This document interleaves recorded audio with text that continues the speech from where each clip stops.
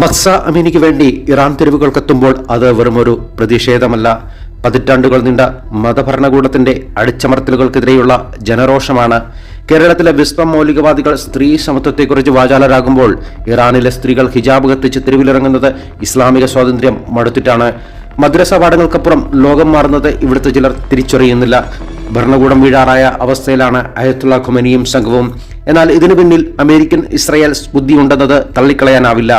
$38 trillion കടത്തിൽ മുങ്ങിക്കിടക്കുന്ന അമേരിക്കയ്ക്ക് തങ്ങളുടെ ആധിപത്യം നിലനിർത്താൻ ഇറാനിലെ എണ്ണസമ്പത്ത് അനിവാര്യമാണ്. വെനസ്വേലയിൽ കണ്ട അതേ തിരക്കഥ ഇവിടെയും ആവർത്തിക്കുന്നു. ഉപരോധങ്ങളിലൂടെ ഒരു രാജ്യത്തിന്റെ സമ്പദ് വ്യവസ്ഥയെ ശ്വാസം മുട്ടിച്ച് ജനങ്ങളെ കൊണ്ട് തന്നെ ഭരണകൂടത്തെ തള്ളിപ്പറയിപ്പിക്കുക എന്ന തന്ത്രം ഇറാനിലും വിജയിപ്പിക്കുന്നു. ഡോളറിനെതിരെ ഇറാനി റിയാൽ തകർന്നടിഞ്ഞത് ഇതിന്റെ തെളിവാണ്.